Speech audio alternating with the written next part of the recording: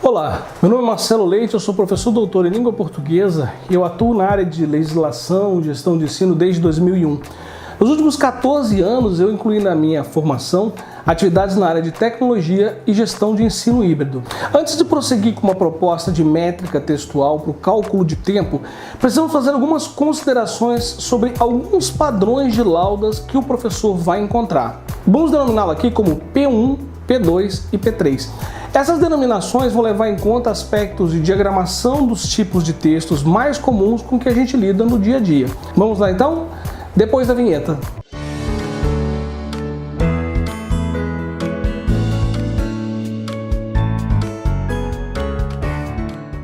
Textos não são iguais. E isso cria um universo de possibilidade para a gente entender que não dá só para a gente se basear no número de palavras que um texto tem. Temos que levar também em conta o grau de complexidade, a complexidade estrutural, o nível do aluno, a complexidade do tema que nós estamos lidando.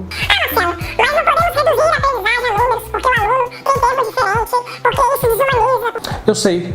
E ninguém está dizendo nenhuma dessas coisas. O que nós estamos fazendo é propondo uma referência para ajudar o professor. Ah, mas eu não quero referência, porque isso, porque aquilo, porque para mim é engessar o ensino, porque mecaniza, porque precariza e tal. Beleza, tudo bem de novo. Mas voltemos ao texto.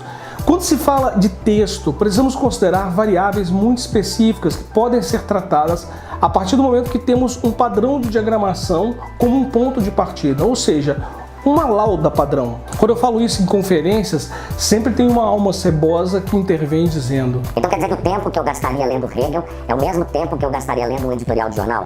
Considerando a complexidade, então, poderia atribuir muitos anos para entender o texto de filosofia.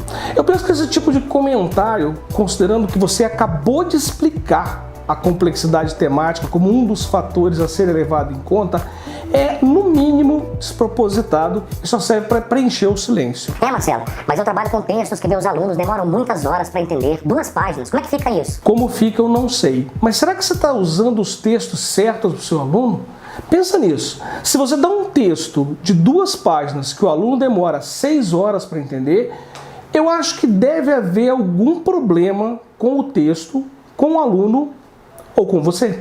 Um dia um colega, mesmo depois de explicar isso tudo, ele disse: mas eu ainda tenho dúvidas. E eu pensei, cara, eu mexo com isso já há mais de uma década e ainda tenho dúvidas. Isso é normal. O problema que me preocupa é quando ele começar a ter certeza sobre isso. Mas eu desisti de comentar esse tipo de coisa porque perderia o meu tempo e ele também não entenderia. Vamos propor uma metodologia então. A lauda P1 é a mais comum em artigos acadêmicos, monografias, teses e outros textos do gênero. Elas possuem em média 600 palavras e são muito comuns em áreas como humanas, ciências sociais aplicadas, letras, trazem consigo uma grande parte da informação como texto escrito. Eventualmente elas fazem uso de imagem, de gráfico e normalmente compensam essas mestras com fontes e espaçamentos entre linhas que são normalmente menores. Veja o exemplo. A lauda P2 ela traz um padrão apostilado. Apostilas trabalham com margens mais largas, inserção de imagens, caixas de texto, sempre em destaque. Enfim, a dinâmica visual é completamente diferente de um artigo científico, por exemplo. Na maioria das vezes, esse padrão apostilado apresenta por volta de 400 palavras, mais as áreas brancas, mais recursos gráficos. São textos de uma leitura mais rápida e eles demandam, em média, 3 minutos de leitura mecânica. Eu enfatizo sempre que o professor deve considerar o grau de dificuldade do texto para ponderar sobre a estimativa de tempo. Não existe nada absoluto nessa questão. Tudo é muito novo, tudo é muita experimentação. Veja o exemplo do texto. E finalmente os textos P3, também denominados laudas atípicas, porque elas trazem um padrão que não se apega aos padrões anteriores. São muito comuns esses padrões 3P3 nas áreas de exatas, porque eles contêm gráfico, demonstrativo, fórmula, equação e às vezes pouco texto para ler. Nesse tipo de texto, o professor deve ter a sensibilidade de avaliar o tempo de assimilação em função da complexidade do tema, que pode variar de 3 a 4 minutos num primeiro contato de leitura com a página. Aqui, diferente da leitura no P1 e no P2, a gente não atribui uma terceira leitura, mas vamos compensar no tempo de exercício, uma vez que o processo de assimilação do aluno é verificado mais claramente nessa circunstância. Para início de conversa, consideremos a relação mínima de meio. Uma página de 4 minutos pode ser entendida como 8 minutos, pois o primeiro contato de 4 minutos equivale à metade do tempo de contato inicial. Sendo assim, para cada leitura de uma página de conteúdo teórico de 8 minutos, só comprovaremos a sua eficácia com um exercício que equivale a 3 vezes esse tempo. Aí voltamos à regra do terço. Por exemplo, uma página de conteúdo teórico que dedico 8 minutos em meu programa apresentará o cálculo de um exercício de 24 minutos por exercício. Se colocarmos 4 exercícios, teremos uma estimativa de 96 minutos. E assim por diante. Uma vez definido esse tempo inicial, a gente aplica a regra do terço, a mesma aplicada nos outros casos. A questão é que o conteúdo da área de exatas, ele pede muito mais exercício no processo de percurso da curva de aprendizagem. E isso não pode ser mensurado somente com o entendimento da leitura. É realmente necessário esse feedback das atividades. Uma estratégia interessante nesse tipo de conteúdo é a gente aliar textos com vídeos, videoconferência, aula presencial no sistema híbrido, como uma solução demonstrativa de problemas. Isso ajuda muito. Antes de prosseguir, é importante lembrar, o grande problema dos textos matemáticos é que nessa área você não vira a página, ou seja, você não termina o assunto, porque cada assunto novo depende dos assuntos anteriores, muitas vezes de anos anteriores. Esse é o grande problema para você avançar num determinado assunto. Normalmente você tem que ter dominado o assunto anterior, que depende de um anterior, que outro anterior, e isso vai tudo conectado. A matemática, ela não admite, de maneira geral, desconectar as partes. A coisa é um corpo só. E a gente não tem como fragmentar. Um conhecimento vai depender do outro necessariamente. Por isso que esses textos do tipo P3, as laudas P3, são tão complexos. Embora menos comum, o uso de áudio é um recurso muito interessante, porque o aluno pode levar o áudio para ouvir no transporte que vai de casa para a escola, na van, no ônibus, fazendo uma atividade física.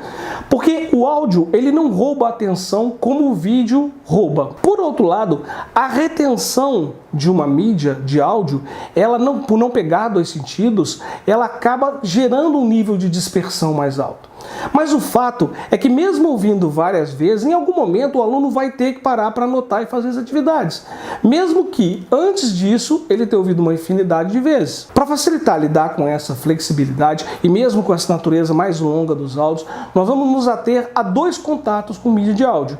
Uma mídia de 20 minutos, por exemplo, pode ser considerada como 40 minutos no seu programa. Então agora nós chegamos a um resumo, né?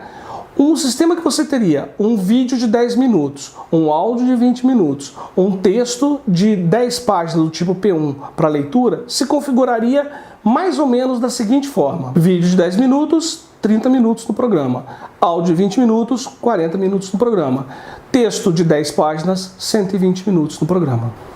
Dentro do ensino híbrido ainda existem recursos como videoconferência, encontro presencial, que nesses casos dispensam explicações de cálculo de hora, pois o tempo que você registra é o mesmo tempo padrão. Não tem diferença, os mesmos 60 minutos, 60 minutos, 90 minutos que você tem numa aula presencial. Dessa forma nós teríamos a seguinte divisão: um vídeo de 10 minutos, 30 minutos, um áudio de 20, 40, um texto de 10, 120, uma videoconferência de 60, 60, um encontro presencial de 60, 60.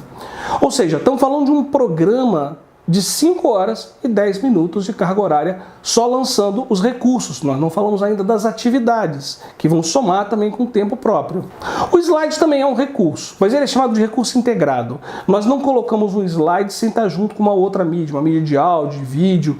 Então nós vamos aplicar a mesma métrica que nós aplicamos ao vídeo, ao slide. Por isso nós não consideramos o slide um elemento separado. Vimos nesse vídeo que é importante ter em mente que um texto possui tipos diferentes de distribuição gráfica. São chamados de laudas. E que considerar isso é o ponto de partida para um programa, mas o professor deve ter em mente que outros fatores como a complexidade temática, estrutural, ou mesmo a maturidade dos seus alunos deve ser levado em conta para estimar o tempo do seu programa. O que damos aqui é uma sugestão de referência. É isso. Se você tem algum tipo de texto que queira sugerir nessa metodologia, deixa nos comentários. E não esqueça, se você gostou do vídeo ou te ajudou de alguma forma, dá um like, assina o canal, ativa o sininho de notificações. E se puder, compartilhe com um amigo que também quer entender um pouco mais sobre esse assunto. Um abraço e até o próximo vídeo.